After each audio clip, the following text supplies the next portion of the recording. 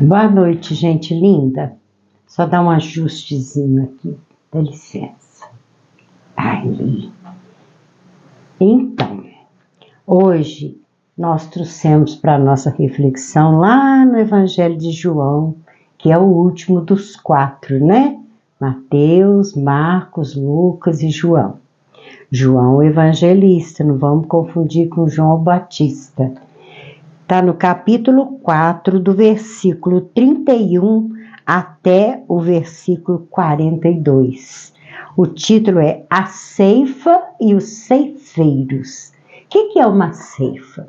Uma ceifa é uma colheita. É quando você planta a sua horta e depois você vai fazer a colheita daquilo que brotou da terra, né? Um grão, uma verdura, uma fruta. É a ceifa. Os ceifeiros é aquele que trabalha na ceifa. Então vamos lá.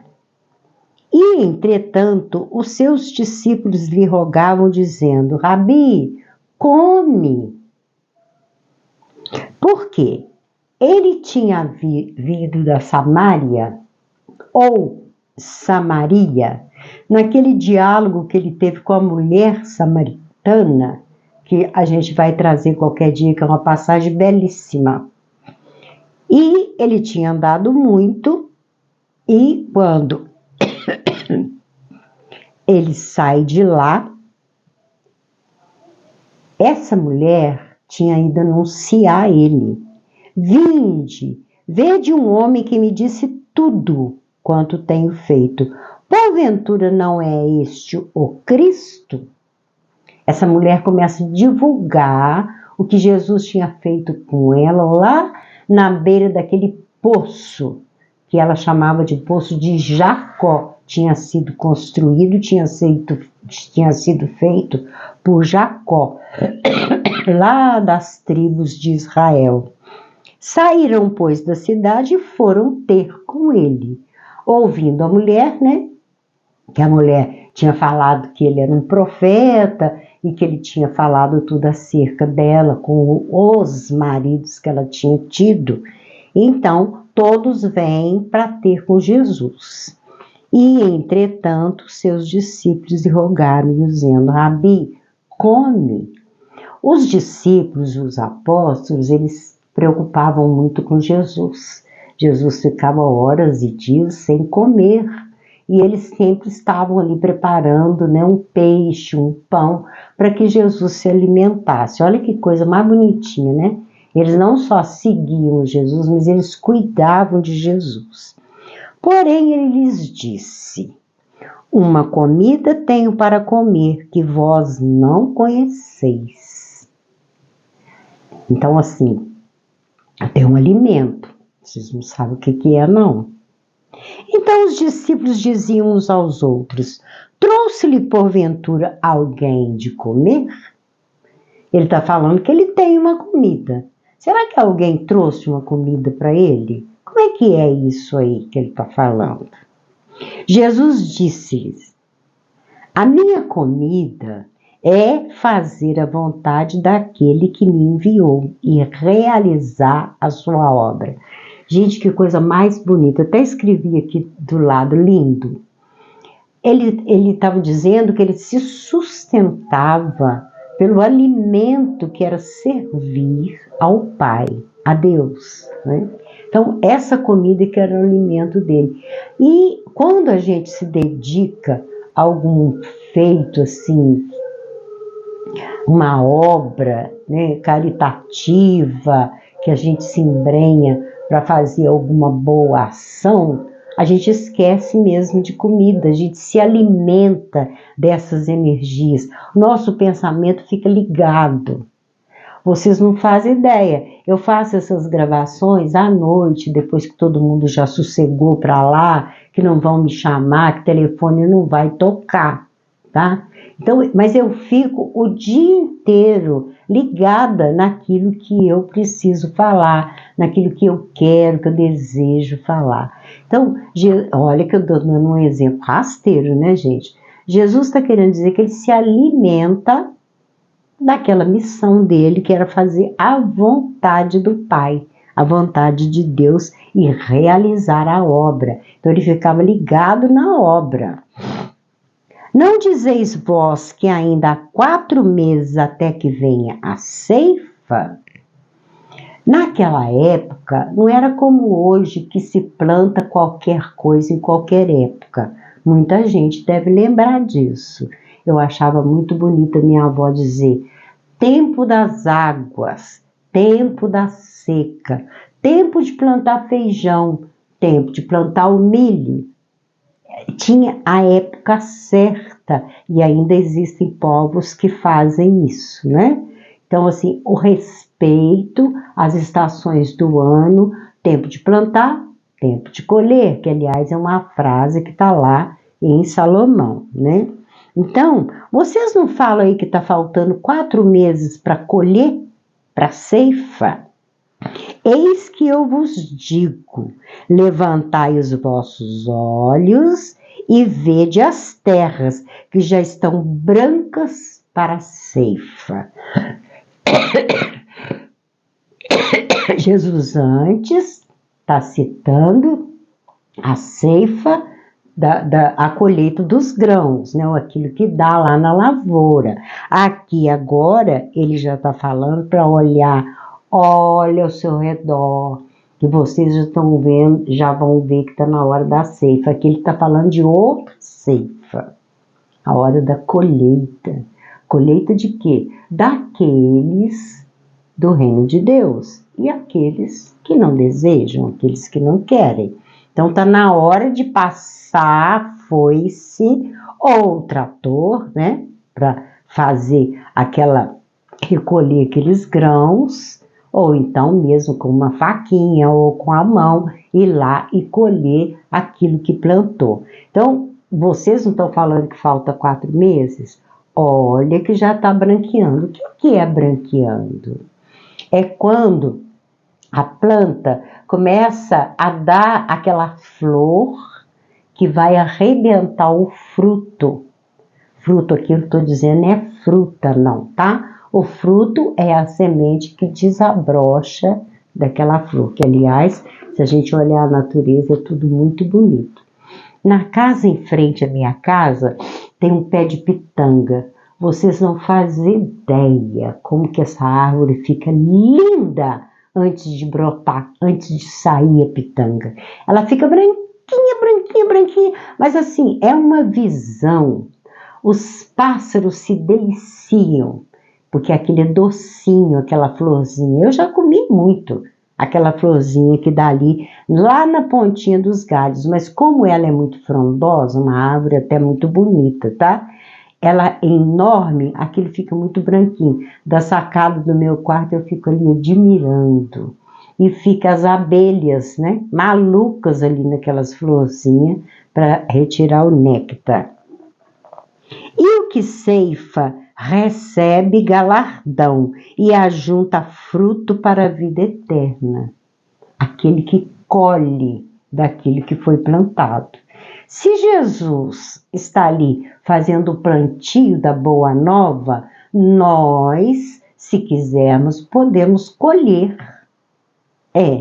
Nós podemos ser o ceifeiro, né? Ir lá e colher dessas coisas boas que ele plantou.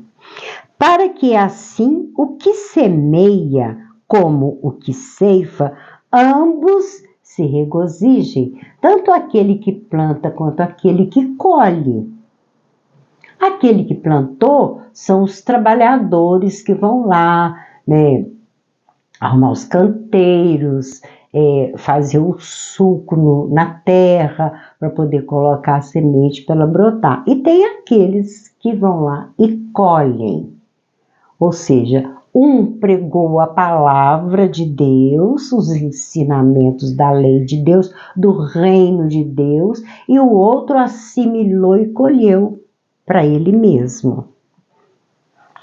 Porque nisto é verdadeiro ditado, que um é o que semeia e o outro é o que ceifa. Ele, Jesus, na verdade, é o que semeou. e nós todos podemos ir lá e colher dessa semeadura dele. Eu vos enviei a ceifar onde vós não trabalhastes. O que Jesus está querendo dizer aqui? Que eu vos enviei onde vós não trabalhastes. É porque já houve vários trabalhadores antes dele. Moisés, os profetas, todos aqueles homens e mulheres que passaram em todas as épocas da humanidade, em todas as localidades. Não é só a Judéia não, tá, gente? A Índia teve muitos trabalhadores, muitos plantadores da Boa Nova, a Grécia, o Egito, né?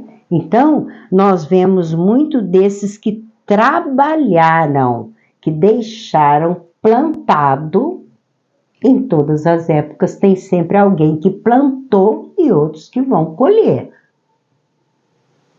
Nós mesmos colhemos muito quando assistimos uma boa palestra, né? O católico quando vai à missa, o evangélico quando vai lá no culto, ele está colhendo aquilo que ele não plantou. Quem plantou foi ali aquele dirigente que está deixando o local rico nesse plantio, né? Outros trabalharam e vós entraste no seu trabalho. Vocês estão colhendo do trabalho de outros, mas vós entraste no seu trabalho. Porque vocês também vão plantar para outros colherem.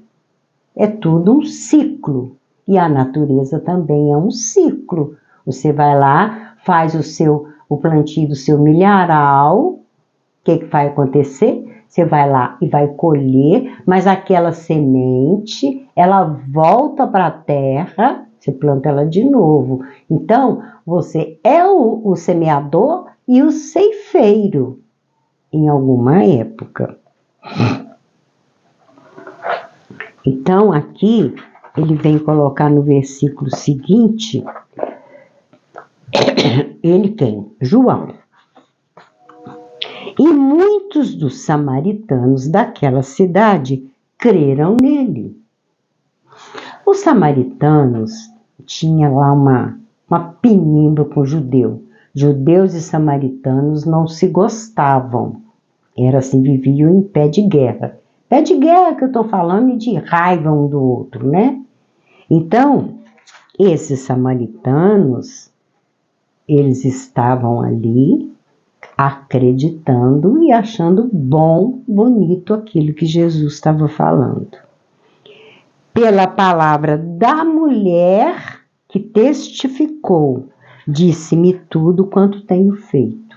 Então ele estava ali ouvindo e lembrando da mulher, a samaritana, que tinha saído e tinha ido divulgar lá em toda a Samaria aquilo que Jesus havia falado com ela.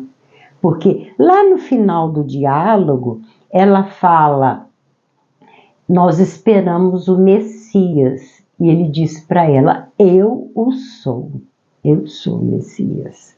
Ela sai que nem uma maluca e vai correndo para contar lá na cidade para todo mundo. Por isso que tá aqui, João está lembrando que ela disse-me tudo quanto eu tenho feito. Ele é um profeta, gente. Acredita nele que ele é um profeta. Indo, pois, ter com ele os samaritanos, rogaram-lhe que ficasse com eles e ficou ali 2 dias, junto dos samaritanos. Foi muito criticado, viu? Muito. Porque os samaritanos era aquele povo assim, que eles chamavam de párias da sociedade. Os escribas e fariseus, inclusive, não gostavam muito deles, não, porque eles eram muito questionadores. Você vê essa mulher, ela faz um monte de pergunta para Jesus. Ela testa Jesus. Ela, inclusive, fala para Jesus, eu já estou lá no outro estudo, né? Inclusive, ela fala: o Senhor não pode tirar água desse poço, porque esse poço aqui foi feito pelo pai Jacó. O Senhor não pode conversar com a samaritana. Além de ser mulher, eu sou uma samaritana. Como é que o senhor está aqui conversando comigo? Então, e muitos mais creram nele por causa da sua palavra. Então, Jesus, quando falava, ele emitia uma certeza para as pessoas a respeito da ceifa e a respeito dos ceifeiros. E diziam à mulher, essa mulher estava lá também: já não é pelo teu dito que nós cremos, porque nós mesmos o temos ouvido e sabemos que este é verdadeiramente o Cristo, o Salvador do mundo. Olha só, Jesus, que vivia lá em Jerusalém, que vivia andando lá pela Palestina, ele era desacreditado por muitos. E bastou ele chegar ali, conversar ali naquele poço com aquela mulher, e ela espalhar a notícia de que ele era o Messias, que ele era um profeta. Todos aqui vão acreditar nele. Jesus, então, fica 2 dias lá com esse povo. Quando eles convidam para ficar com eles, a gente dá a impressão que ele vai ficar 1 semana, 15 dias. Jesus fica 2 dias e depois ele parte dali. Então, ele é o Cristo, ele é verdadeiramente o Cristo. Porque as velhas escrituras anunciavam que esse Messias seria o Cristo cósmico. Ele viria de uma região crística para trazer esse messianato. Então, essa mulher, ela além de espalhar tudo isso, ela segue Jesus ali dentro daquela passagem dele pela Samaria, que é muito bonito que ela faz. Então, fica aí a ceifa e os ceifeiros. Que cada um de nós possamos ser ceifeiros. Sim, ceifeiros de Jesus. Plantar, passar adiante, né? Recomendar uma boa palestra, recomendar um bom culto, recomendar para a pessoa mudar alguma atitude que não está muito certa na vida dela. É aconselhar, isso é ser ceifeiro, é ir lá trabalhar na seara do Senhor, passando essa boa nova. Será como que Jesus agiria nessa situação? Gente, um bom conselho fica gravado, vocês não têm dúvida. Não para transformar a pessoa para ser igual a gente. Ela tem a liberdade de ser aquilo que ela é, tá? Uma vez lá na Celuz, que era a casinha que eu trabalhava, chegou uma pessoa para conversar comigo e falar comigo que ela era católica e que ela gostava demais do catolicismo e que ela não queria deixar o catolicismo de forma alguma, mas ela tinha muito incômodo por causa da mediunidade. Ela sentia muitas situações de desarranjo mental, ela sentia a presença dos espíritos, ela tinha uma mediunidade muito grande. Eu deixei ela falar, deixei ela desabafar e depois eu disse para ela: minha filha, eu vou te recomendar um livro espírita para você entender o que é a mediunidade. É um livro que tem o título de O Livro dos Médiuns. Ela virou para mim e falou: mas eu sou católica. Ela umas 3 ou 4 vezes, ela insistiu em falar isso comigo. Eu deixei ela falar bastante, depois eu mostrei o livro. Nós tínhamos uma pequena biblioteca, muito bonitinha, toda arrumadinha, que eu deixei lá tudo organizado, sabe? Inclusive eu até levei os meus livros aqui de casa para enriquecer essa biblioteca, para as pessoas ficarem à vontade para lerem. Então, quando eu entreguei o livro dos médiuns, eu falei para ela: Minha filha, você estudar o fenômeno da mediunidade que acontece com você não quer dizer que você tenha que ser espírita. Você pode continuar sendo católica, indo à missa, fazendo os seus rituais, acreditando inclusive nos seus dogmas. Isso não tem importância nenhuma. Você não precisa se tornar espírita. Você não precisa começar a frequentar aqui ou acolá. Não. Você vai estudar. Quando você estava lá na escola, você não estudava livro de vários autores? É a mesma coisa. Você agora vai estudar o que acontece com você. Isso não quer dizer que você vai se tornar espírita. Mas ela ficou numa felicidade, gente. Ela ficou na alegria, porque o que eu fiz? Eu abri a cabeça dela. E você pode continuar. Tá? Aí, sutilmente, o que foi que eu disse para ela? Não precisa você sair apregoando lá dentro da igreja que você está lendo um livro espírita. Lê lá no seu cantinho, do seu quarto, traz esse livro mais escondidinho. Não que a gente tenha que esconder, mas para sua família, né? Não discutir, que tem mania por aí de dizer que é livro do Satanás, do demônio. Esses livros foram queimados lá em Barcelona, logo lá em 1857, quando Kardec lançou o primeiro, que é o Livro dos Espíritos. O bispo de Barcelona queimou toda essa implicância que uma religião tem a respeito da outra. Não gosto disso.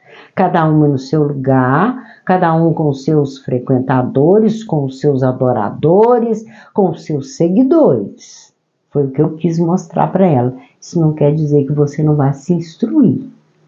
Quando você lê a bula de um remédio, você pode nem tomar aquele remédio, mas você está se instruindo. Quando você lê um bom livro de física, de química, de psicologia, seja lá o que for. Até medicina, se você quiser, você pode ler. Você pode ler o que você quiser. Você não precisa, por exemplo, vamos dizer, ela era advogada. Eu falei, você é advogada, você vai ler um livro de farmácia, por exemplo, de química, de bioquímica. Não precisa você se transformar numa bioquímica, você pode continuar sendo advogada. Ela adorou essa minha colocação. Então, gente, a gente trabalhar para Jesus não quer dizer que a gente vai ficar puxando sardinha para essa ou para aquela religião. A gente vai focar na necessidade do plantio daquela criatura naquele momento que ela necessita. Essa pessoa me procurou depois numa alegria muito grande, me pedindo, sabe o quê? Outros livros que ela queria ler. Ela continuou sendo católica, ela continuou indo na missa dela, fazendo os rituais de como é que chama? Comungar, eu não sei o que é, não lembro mais quais que são os rituais. Ela continuou, mas ela se instruiu. Falei, se você aprendeu o que é uma mediunidade, você também vai aprender a conviver com esse tipo de fenômeno. Ela tinha tanto medo de que eu a convidasse para uma reunião mediúnica, eu nunca faria isso, de forma alguma. Eu queria que ela se instruísse. Entenderam, gente? Então, eu desejo que Jesus nos transforme em plantadores nesse momento que já está chegando a colheita, como diz Jesus. Levanta os olhos e olha como é que está branqueando a lavoura. Tá chegando a hora da ceifa, na hora de colher os bons frutos que foram plantados. Então, gente, vamos ao nosso presente de hoje. Eu fiz essa garrafa, a princípio eu nem gostei muito não, tá? Mas depois de pronta, com esse detalhezinho em azul, assim como se tivesse envelhecido, né? Eu envelheci ela com tinta azul, preto, azul, e depois eu joguei um dourado nela. Isso aqui vocês já viram o que é, né, gente? É aquele trequinho, aquele lacre da latinha de cerveja, de refrigerante, as pessoas juntam para mim, eu junto aqui em casa também. É aquele lacre da latinha que eu colei e depois pintei, tá? Tá aí, essa tampinha é um copinho, desses copinhos de aniversário. Essa é colada, essa não sai não, tá? Essa garrafa quadrada, eu vivo doida atrás dela. Se vocês tiverem e quiserem me dar, eu agradeço. Porque ela é boa de trabalhar, porque a gente pode colar esses artefatos e também a gente tem mais facilidade para colar contas nela. Fica aí então um enfeite rústico para quem quiser, tá? Lembrando que eu não posso entregar. Vocês podem ficar à vontade para ligar para mim. 998370388 para vir pegar a sua garrafa que vai ficar reservada. Agora, quem chegar primeiro, né, gente? Pode escolher, pode falar. Eu até pensei em colocar uma etiquetinha e numerar para a hora que a pessoa me ligar, falar, eu quero a garrafa número tal. Mas eu só lembrei disso, só tive essa ideia hoje, vou fazer isso. Então, vamos à nossa frase? Misericórdia quero, e não sacrifício. Eu quero a misericórdia, não, sacrifício não. Porque eu não vim chamar os justos, mas os pecadores ao arrependimento. Eu não vim para os doentes. Desculpa, gente, eu não vim para os sãos, eu vim para os doentes. Hoje eu tô tô engasgando, né? Cheia de erros. Tive um dia bem complicado hoje, então a mente ainda está um pouco confusa pelo dia complicado. Desculpa aí. É Jesus, então, vem dizendo que eu não vim chamar os justos, eu não vim chamar os sãos, vim chamar os doentes. Nessa hora agora da ceifa, da colheita, é hora de chamar aqueles que estão cansados, oprimidos, né? Vivendo naquela opressão que a sociedade hoje está apresentando. Eu vim chamar esses aí, tá? Os justos, aqueles que não necessitam de arrependimento, esses aí já estão aptos ao reino de Deus. Eu vim para chamar, são aqueles que já estão com a sua consciência querendo mudar, querendo, ao invés de ficar só colhendo na ceifa, também plantar. São aqueles que querem fazer a mudança, fazer a reforma interior, cansado de errar, né? A gente erra tanto nessas vidas por aí, né? Inúmeras vidas, e chegou um momento que a gente está querendo agora largar isso tudo para trás, deixar essas mazelas, esses vícios, esses defeitos morais para trás, para a gente atingir aquela asa perfeita da evolução, que é a parte intelectual, a outra asa é a da moral, para a gente fazer um voo perfeito da evolução. Porque o ser humano está muito evoluído na parte tecnológica, tecnologia avançada, e a moral, ela está lá embaixo. E o voo perfeito, essas duas asas, elas têm que estar iguaizinhas, uma com a outra. A moral e a intelectual. É a hora da ceifa, a hora da colheita. Nós vamos ao salvou, porque as nossas duas asas estão contrabalançadas. Que o Senhor Jesus nos abençoe, que o Senhor Jesus nos ajude e nos intua para esse momento da ceifa, para esse momento da colheita. E eu deixo aqui um beijo no coração de cada um de vocês.